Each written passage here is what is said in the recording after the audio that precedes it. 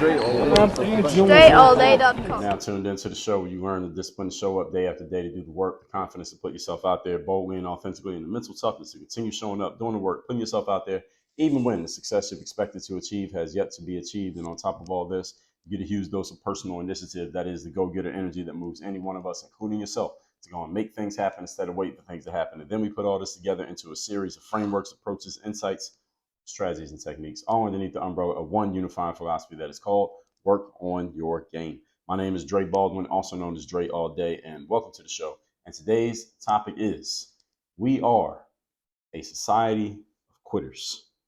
Before we get into this, let me remind everybody, I send out a text message every day, guaranteed to have you focused, sharp, and on point, called Daily Motivation. You can receive that by joining my text community free of charge. All you got to do is text me at my number, which is 305-384-6894. Number is down below in the description. Secondly, Work on Your Game University. That's the only place I do any coaching. Any of you want to work with me directly, there's only one way to do it, and that is by joining me in Work on Your Game University. You can schedule a time to get on a free call with us. We'll find out where you're at, where you want to go, and if we feel like we can help you, you'd be a good fit for us. We'll tell you how that works from there. Again, free of charge, no obligation. Go to workonyourgameuniversity.com. Link is down below in the description. On it out of the way, let's get into today's topic, which is we are a society of quitters.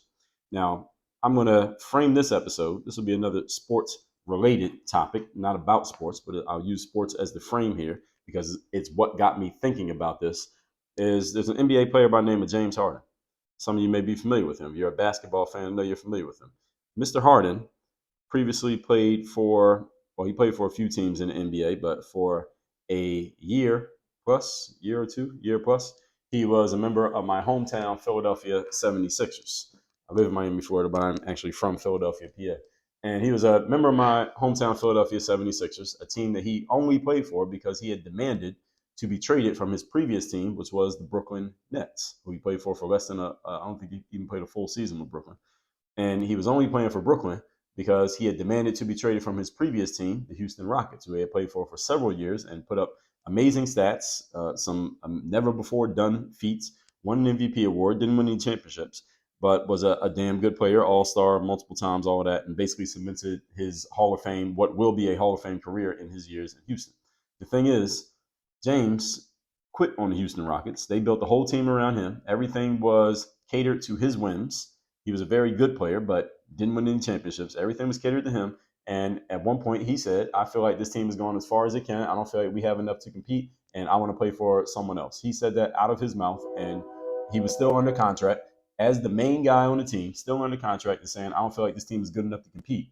That's a ridiculous thing for you to say if you're the main person, because basically you're condemning yourself. And then he said he wanted to play for someone else. That's quitting. He quit. Then he went to the Brooklyn Nets, and for whatever reason, he was unhappy again. He quit. He demanded a trade. He goes to the Philadelphia 76ers. He puts up pretty good stats, leads the NBA in assists. His teammate Joel Embiid wins the MVP award. The Sixers flame out in the second round of the playoffs again for the second year in a row. The previous year, they had lost to the Miami Heat in the second round. This year, then the year after that, they lost to the Boston Celtics. And then in the offseason, James Harden demands to be traded. And again, whatever the reason, doesn't even matter. You're under contract, and you're the main guy or the second main guy, which James Harden was in all those situations, and then you demand to not play for that team anymore, you are quitting on your team. He quit 3 times in a row. And again, this is a guy who's been an all-star for a decade. He will be in the Hall of Fame. He is one of the greatest scorers of all time as far as putting the ball in the basket. The game is literally called basketball. He's really good at that. And he's a player who deserves to be mentioned. 50 years from now, when this era of basketball is discussed, his name should be mentioned somewhere in the conversation. It will not be the first name in the conversation, but it should be mentioned somewhere. All that said, that's objectively giving him his praise. James Harden is a quitter who, as I just explained to you, has quit on 3 teams while still under contract and being either the main guy or the second main guy. This is not disputable. He quit. It's not my opinion. It happened.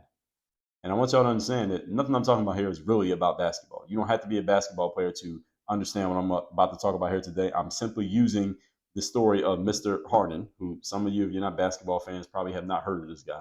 You don't need to. I'm just using his story as a frame for what I'm going to talk about here today.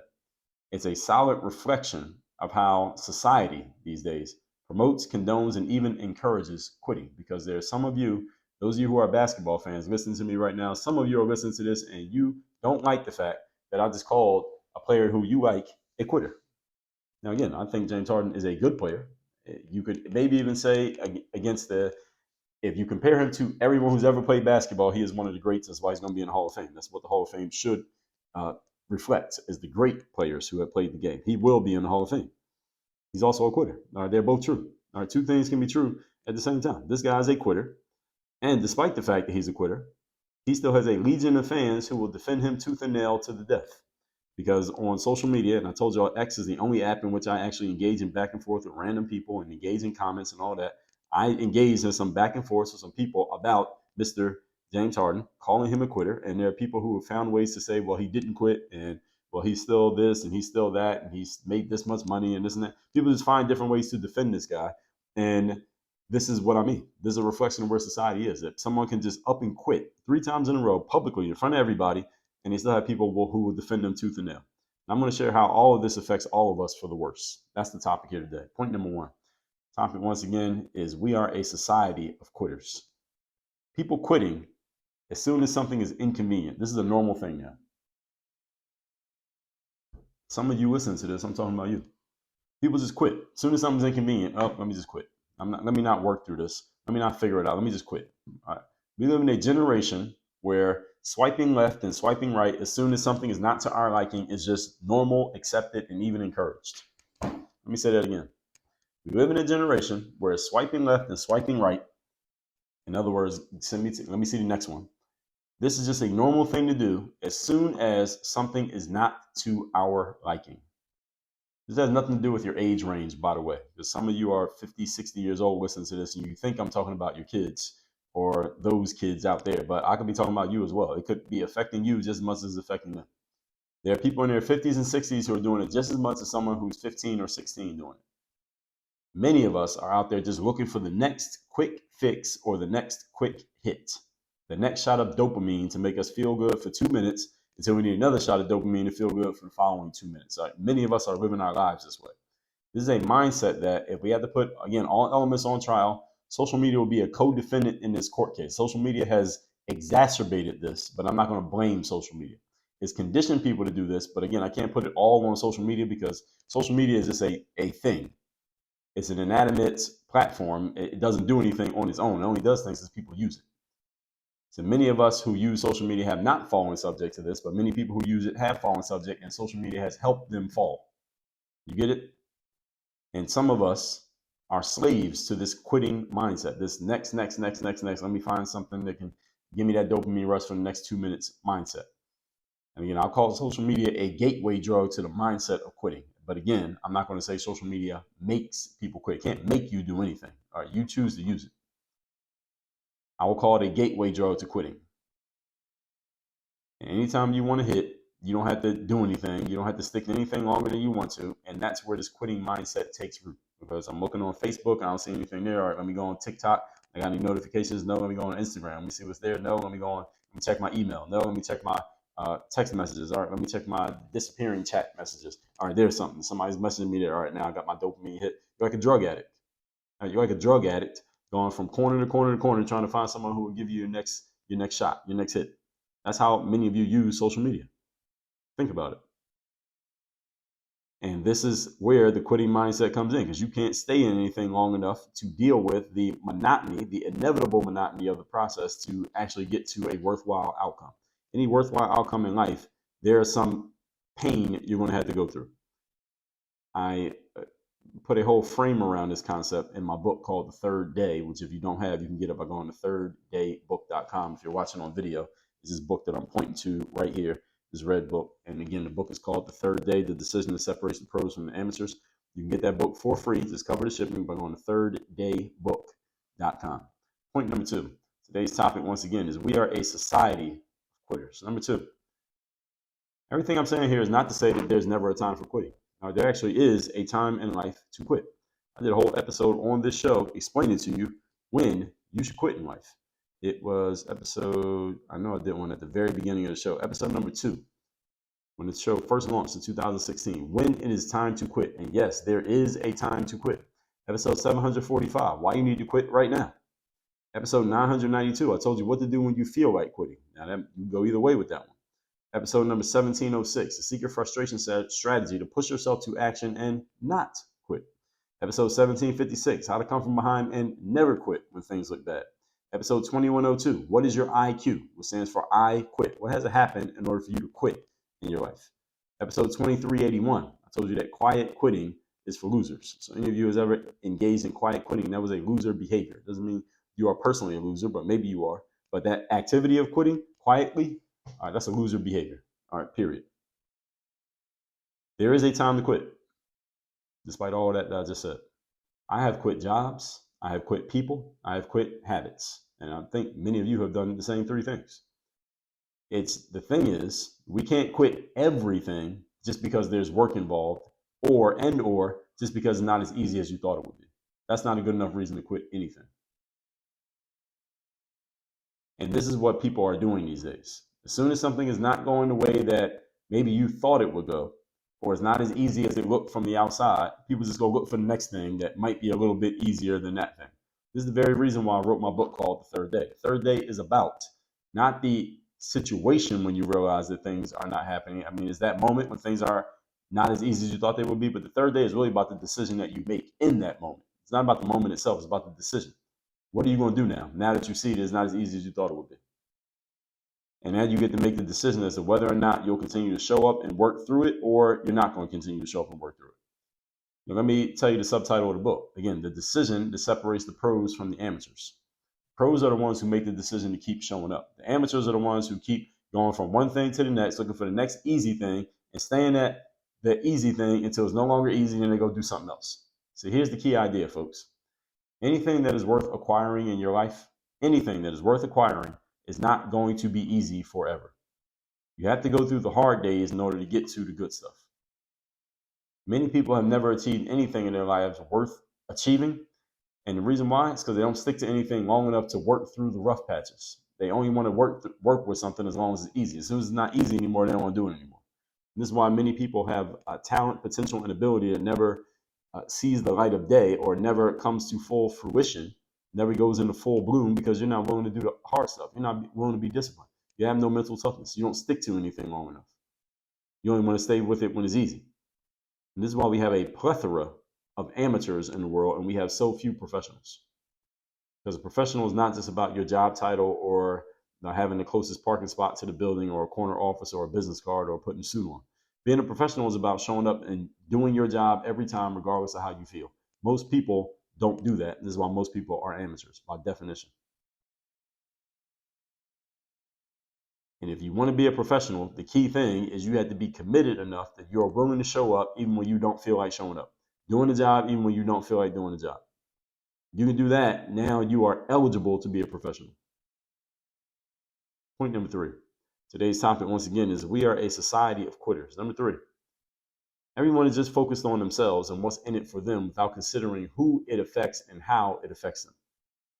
Now, let me talk about this in a way. I want to talk about this in a way that will reflect it back to you. And it's not just about you being this altruistic person who's just thinking about the future generations, because some of you naturally think like that, but many people do not naturally think like that. As a matter of fact, I don't naturally think like that. However, I still have this point here and I'm going to explain it. When you get an opportunity and you suck at that opportunity, you know what you just did? Not only did you blow your chance, but you made it that much harder for the next wave of people who come from where you came from, look like how you look, have a similar background. You made it that much harder for one of them to get a chance because you sucked when you got your chance. So you're a female and we give a female a chance in a place where females normally don't get a chance and you're trash. You made it that much harder for the next female to ever get a chance because we tried it with a female once and look what she did. And we ain't gonna make that mistake again. If you're black, if you're gay, if you're young, if you're old, if you're from this background or you're from this community and you suck, you made it that much harder for the next person who fits your profile to get the same opportunity that you got because you blew it. Because you fumbled the ball. Now nobody else will even get a chance to carry the ball because of you. You see, when the quality of your work is trash, also is an additional point. When the quality of your work is trash, the next generation, meaning your kids, they have to live with the trash that you created. If your work is trash, your kids got to clean up your mess that you left. One thing that I can say, I can say many things, but I'm going to say one here today about the older generation, quote unquote. Let's say people who are my parents' age. I'm 41 years of age. Today, when I'm recording this, my parents are in their 60s. One thing I can say about that generation is that they made decisions based on the furthering and bettering of the whole. Even if they didn't always talk about it overtly, they made decisions based on the bettering of the whole, the betterment of, all right, how is the next generation going to be set up based on what I do right now? That's how they thought. That was the natural mindset of that generation of people, not just about what they could get for themselves. This generation, the generation that I'm in, and younger generations, people 25, 30 years of age, and I'm not saying each one of you individually, I'm saying as a group in mass, think a lot more about yourself than you're thinking about the group. You're thinking about how is this going to help the next wave? What I'm doing, how is this going to reflect on everybody else? This current generation does not do this. What are we doing? I'm talking about all of us. If you're age 40-ish or younger, what are we doing? Maybe 5 or 6 years ago on the show, I talked about how, as a professional speaker, as a black male professional speaker, I know that for me to get on a stage, I gotta be a lot better than some middle-aged white guy in order to get on the same stage as him. I know that I need to. And I didn't say that as some type of a woe is me thing or a negative thing or that the industry needs to change to suit my desires. I'm not saying it for any of those reasons.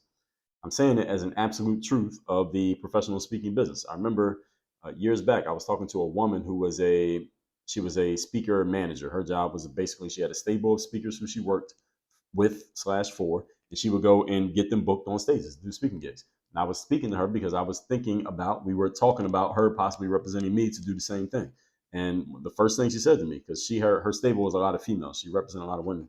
She said, "Well, Dre, the first thing I'm gonna tell you is that the professional speaking business is made by and for middle-aged white men. So all the ladies who I serve, they're fighting an uphill battle. And if I was to serve you, you're fighting an uphill battle too, simply because you ain't no middle-aged white man." And that's what the speaking business is created for. She was 100% correct. And I was 100% correct when I said it then, and I'm still correct as I say it now. That does not mean it's impossible for me to get on stage. Matter of fact, I'm gonna have a conversation with someone today who is interested in having me on their stage, and we're probably going to figure it out. So it's not impossible for me to get on the stage. What I'm saying is it's a little bit harder because the game ain't designed for me to win. The game is designed for a certain type of person from a certain background to win. That's just what it is. Not a knock on, I got any middle-aged white men who are speakers listening to this. I'm not knocking you. I'm just laying out the truth. If I'm wrong, let me know. So again, I said this 5 or 6 years ago. I understand, this is connected to my point here, that when I do get on the stage, if I do well, I make it that much easier for that organization, who might be headed by a middle-aged white man who decided to take a chance on me, youngish black guy. I made it that much easier for that organization to hire the next black guy who wants to get on stage. Because the last black guy they gave a shot to, he was damn good. So shit, the last black guy was that good. The next one might be good too. Let's see. These black guys might actually be good. And the first person who goes, they set the tone for everybody else.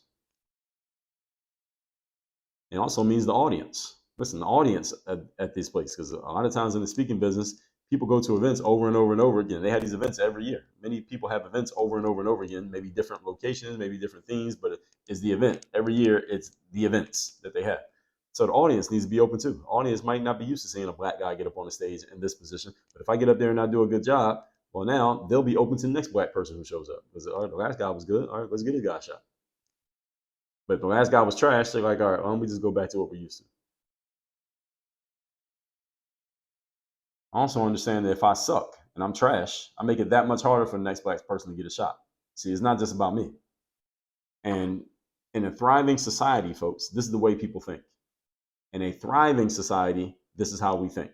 We think about, how are my actions going to set the tone and set the stage for the next group of people who come after me? In a failing society, however, everybody's only thinking about themselves. So even if you're the type of person who doesn't naturally think about how are my actions going to reflect on the next person, they're going to reflect whether you want them to or not, whether you're thinking about it or not.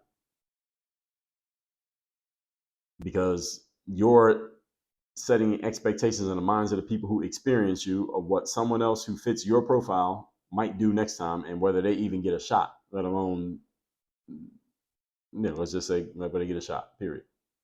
Point number 4. Today's topic, once again, is we are a society of quitters. Number 4, focus is a force multiplier. I told you this in episode 1193.